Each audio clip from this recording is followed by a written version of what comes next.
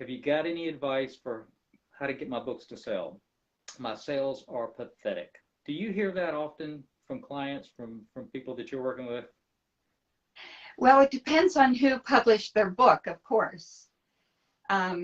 Some publishers are better at helping new authors reach their audiences. They have stronger marketing platforms, but I do hear it often from people that choose the route of self-publishing or a small indie press. So yes, it is definitely a struggle. So why do you think the traditional publishers have a better grasp on this than the indie authors? Because you've worked with so many traditionally published authors, so you've got a background on this. Well, I think that they have more finances at their disposal, for one thing, because when we see a book, for instance, displayed at Barnes and Noble or your bookstore, the shelf space is purchased by the publisher, but people might not understand that some books, only books that there's a cost to having your full cover exposed on a bookshelf in a bookstore. You have to pay for that premium space. So that's why so many of the books are just spine only. The booksellers pay for that spine only space, but then if they want to really put money behind promoting an author, they will pay extra to have the full cover show in the bookstore. So you'll see either like this or like this, and this costs money. So I think part of it is financial. Part of it is timing. There's 4 seasons: spring, summer, winter, fall catalogs that publishers put out, and readers tend to read more in the winter. So if your book launches in the spring, people are out in their yards, they're gardening, they're doing other things. So there's so many variables that can contribute to all that. Yeah, that seems like the experience I had. I remember when I think the 3rd book in the Caden Chronicles series released, Dead Low Tide. I think, if I remember this correctly, it released on December the 26th, which meant that it missed the Christmas sales season, because you couldn't, obviously it wasn't going to be under a Christmas tree for a boy at that point. And then a week later, it's last year's title, because you clicked over to the next year, so suddenly it's last year's title, and if people are looking for this year's stuff, it's immediately old. And so the timing of a book releasing makes a huge difference, whether it's a fall or a spring release. And you're right. Go ahead. We celebrate every release, but there are those variables, that just play into it. Yeah, and I don't think authors really realize how much investment the publishers do have to make into getting a book face cover out and in the right position. It's shelf space. It is literally, it didn't used to be this way, but it's just like the grocery store business now. Whatever you're seeing at eye level, that's premium space, and and that's the way the stores work. Right. So I had an interesting experience after I got that email from the author. I was thinking about her comment. Because you and I talked last week a number of things we've tried or we've seen authors try over the years, and my heart, I know your heart. We're both here to encourage authors, but it's not enough just to stand on the sideline and cheer them and say, "Good job, keep at it, keep going." Even because if you don't have the skill, if you don't have the product, if you don't have the teams behind you, that's kind of hollow enthusiasm. That's not going to really do you much good. Right. Yeah. And I've been, for the last 6 to 9 months, I've been telling authors that really in this industry, if you look at what's happened, especially with Christian authors, and the way the industry has shrunk. I mean, it's gotten smaller. Part of it is, it's a morbid thing to say, it's part of it's because our readerships are dying off. I mean, that market is getting smaller because of the passing of the readers. And I don't see that trend necessarily changing anytime soon. I don't see Christian publishing or Christian authors suddenly having a big resurgence short of a break in the trend, where the trend would have to change. So I got to thinking about a story that is in Scripture, and a lot of people are familiar with it. And I'm sure you're aware of it. It's the one where Jesus is going to the synagogue ruler's home. The synagogue ruler, Jairus, comes to him and says, "My daughter is dying." I think in Right. Matthew it says that she's already dead, but that comes later. So Matthew kind of summarized the story. But in Luke and Mark, Jesus is going with Jairus to Jairus' house to heal his daughter, whatever.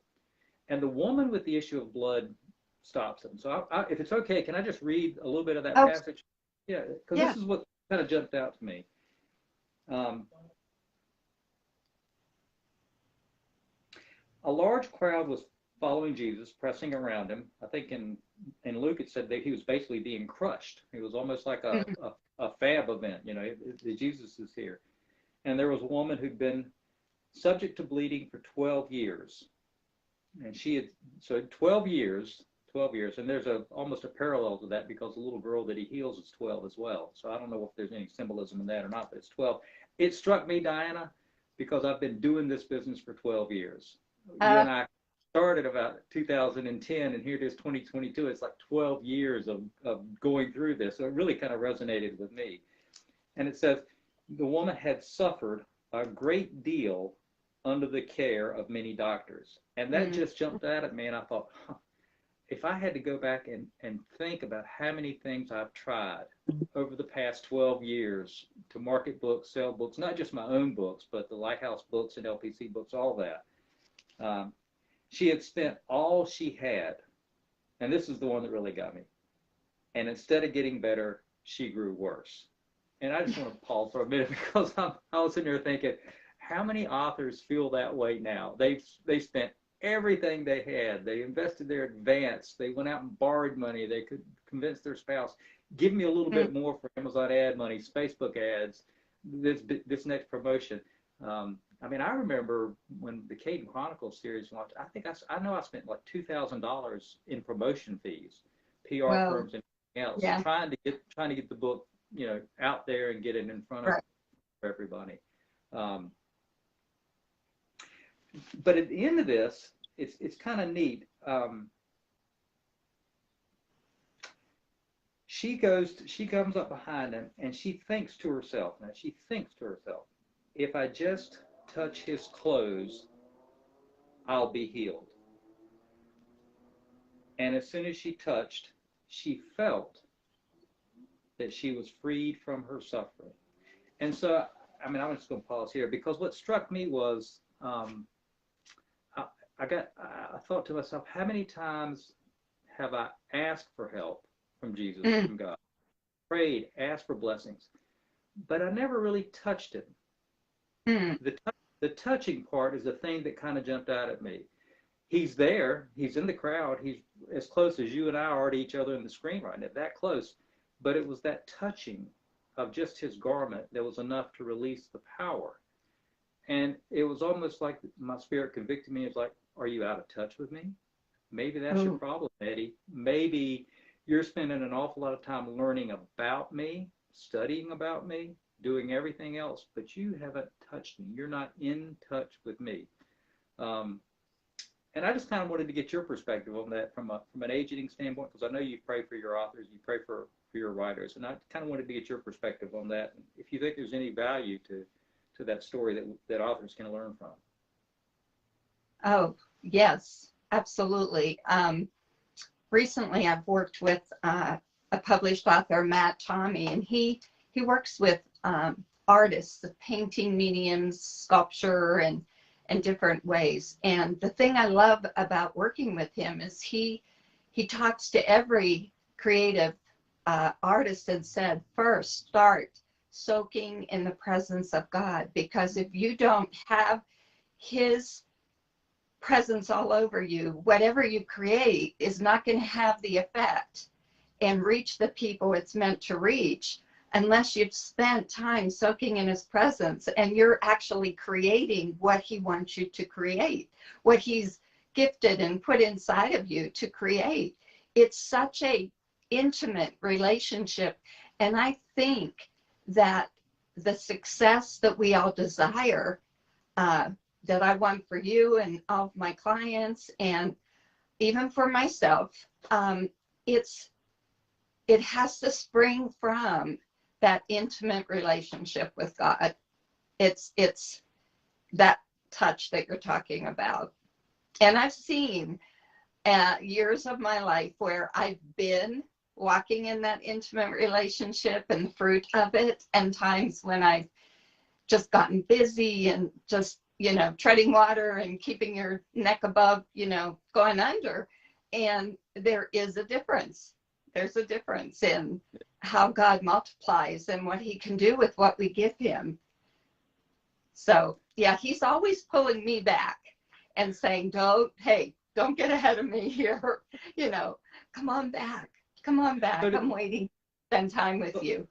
So I'll put you on the spot. Do you think that even now Jesus is in the business of doing works like this for anyone who comes to him? Do you think he's in the business of blessing people, blessing the works of their hands, blessing their fields, blessing the seed that they sow? Or do you think that time has passed? No.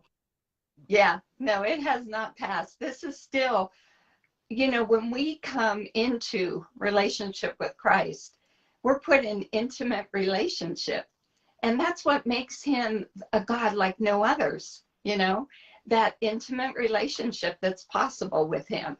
And his creativity then can flow through us and then out of us. And he can download things in us that we would not have thought of on our own. He can inspire us. He can, literally open doors that we never thought we'd get to walk through, because he wants the fruit, the giftings that he put in us to bear fruit. Remember when he cursed the fig tree? Yeah. I remember thinking, poor fig tree, when I hadn't been walking with the Lord that long. And now I look at that and I just think, oh, Papa, I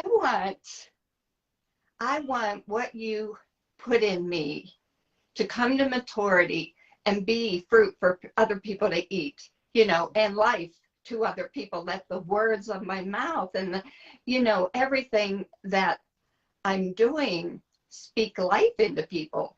And that fig tree was putting on a show, and it was mimicking all the other ones that were bearing fruit. So when he went to it, he expected fruit, and there was none. Right. And that's why that, I'm done with you. And he took it out. But the thing is, that's what he wants from us. He wants us to mature and bear fruit. And you don't do that apart from him, right, being intimately connected to him. So I'm not sure if that answered your question fully, but I definitely think it is an intimate, the creative process, and this is what somebody said, Eddie. Unsaved people, God's given gifts to all men, it says, whether you're in Christ or not. He's given gifts to all men. But unsaved people, or people that don't know Christ intimately, can create something. But it's the ones in intimate relationship with God that have what they create can transform the lives of others. Mm. Yeah. That's the difference. Yeah, and that if you're a Christian author, that should be what you're in the business about. Even if you're just writing for the general market, you may be writing just to entertain, but even in that, if you've got the Holy Spirit working through you, you're still communicating his truth to the general market, even in that way. You hit on something that I remembered years ago that someone had, I heard someone say, is if you're stuck with the success that you're in now, if you know the seed you're sowing is good, that the product you're working on is good, if you believe in the company, if you haven't violated any of God's commands, you've checked all the boxes and you're going, yeah, I don't get it. The instruction was every day, then ask, Lord, give me a new creative way to make this work. If this is not working, give me a new creative outlet or whatever to go plant the seed somewhere else, Yeah. Sorry, my son was just asking me a question. um, I've pushed him out onto the porch. Uh, Raining here, and I told him to bundle up and go out onto the porch so that it would give us this space and time. But yes, you were just saying, Eddie, say it again, please. well, I was just saying that every day we should, if we're stuck in a spot and something's not working, well, every day we should, well, even if you're not, you should every day pray that, Lord, give me a new creative way to sow the seed in ways that'll produce a harvest. And one of the things I was going to kind of throw out, this is, it might seem weird to some, but when I swim during the day, I pray. This is when I do my praying time. When I swim laps on the backstroke, I'm able to pray out loud on the backstroke. On the front stroke, I drown, but on the backstroke, it works. And one of the things I do is I pray for books. So, like, I've got Land of My Dreams, Between Dust. I've got a whole stack of books here that I go through, and I pray blessings on the books. Wow. Yeah. Because if I don't pray blessings on it, they might get blessed anyway, but if I pray blessings on it, if I declare the blessing that I've got the righteousness of Christ, and therefore I should have the power of Christ, and I should be able to declare a blessing. And I believe that these books, that there's a whole stack of them here that authors have sent me their books and said, please pray for my book, pray over my books. And to me, wow. it's a field of seed, and every little seed you put down, you just pray over it and put the dirt on and say, Lord, bless this seed, bless this seed. And I sometimes think, Diana, if we did more of that and less of the platform building, then we may have greater success. I don't know, but it seems like it ought to work to me. I love that, Eddie. I think that's beautiful. And you mentioned the asking, and that's something we were raised in the era of, you pull yourself up by your own bootstraps, you do the work, you got to reward the worker. And I guess the message I got from all that was a lot was dependent on me and what I did. And so, but then that lends itself, especially in the creative personalities, you can get insecure then and begin to look at other people and think, God, why are you blessing them and not blessing me? And our focus gets shifted to a wrong place. And we can think that we talked yesterday a little bit, Eddie, about competition, that we can think we're in competition with others, and that therefore we have to almost elbow them out of the way, or we're afraid to use our social media to promote somebody else because, oh my goodness, if I promote them, then there's less space for me. And I think that it's a constant intentional thing to bring your focus back to your lane and your circus, your monkeys, what God's giving you, and not to get involved in other people's circus and monkeys, but to stay in your lane and to just think of others. Think of the reader you wrote the book for. Think of ways you can bless them, the people that you wrote it for and had in mind. And when we think of others, Eddie, you and I were talking the other day about, I heard Simon Sinek do a talk, and he talked about the competition between Microsoft and Apple. Right. And he said he spoke at both of their educational summits, and Apple was all about, what can we do for our customer? How can we bless them? What could we do for our communities? How can we help others? And Microsoft was all about beating out Apple. That's all they thought about was, how can we beat Apple? How can we beat Apple?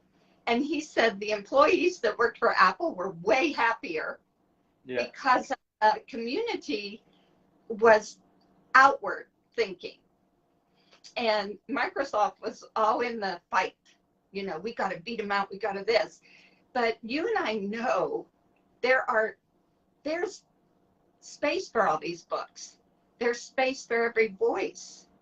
God's giving you a distinct voice, me a distinct voice, personality, and there's room for us all. We are not in competition with one another. And the it's thing that yeah, I'm just going to say one more thing and then I'll turn it over to you. But he said, be in competition with yourself.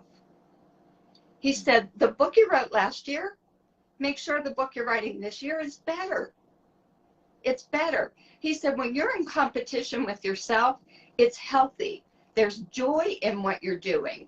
Your passion stays, your fire of passion stays stoked and has fuel, when you're in competition with yourself, just to set goals and pursue excellence. And I just love that, how he shared that. Yeah, that's my goal when I write. It's if what I'm writing now isn't better than the last book, then I'm lazy. Is what it amounts to. I'm resting on my laurels. I was going to say I got an email, I think from I can't. It's the Evangelical Press Association. I forgot exactly the acronym that goes with it, but it's a press Yeah. release that comes once a week. And yesterday I was kind of blown away. Hope Ballinger. I don't know if you know Hope or not, but Yes. she's at Taylor University. So I mean, I remember we signed LPC. We signed Hope to maybe her first novel. She was a Taylor University graduate, right. And I met her at Maranatha, and we signed her to a contract. And now she's, I think, acquiring fiction editor for Endgame Press or something like that. And I was like, wow. I mean, here's somebody that, again, it's kind of like you start with people that we've met in the industry, and to see them have success, it really does. If you've got the right outward focus, it really is joyful to be able to go, yes, I remember them when they were, and now look at them. And you got to play a part in that. Yeah, you get, and I tell people all the time that is part of the joy of the Lord, to be able to share in that, because it's not that we make people, it's just for a moment we're allowed to be with them on that journey, and then they go on. But you say I was with them for a little bit, while on their journey, and that was fun to see them now there. So it is fun. It is fun. And like Cindy Sproles, I mean, we're going to give a shout out to Cindy because it's always fun. She's my trophy example of somebody who has the right heart, the right spirit, the right work ethic, certainly got the right voice for what she's writing in, and she's been blessed, but yes. She's got the whole package. So. And she's also a beautiful example of thinking of others. Yeah. Always think in with a community mindset, and that everything she does blesses others, and that's why I was thrilled to partner with you, Eddie, because you have that same heart. And I think it's important to watch who you connect yourself to, and make sure they're trustworthy, and that they share the same values that you share. And it's interesting, as a literary agent, these 17 years, the people that are attracted to me and want to work with me are different than maybe the ones that want to work with another agent.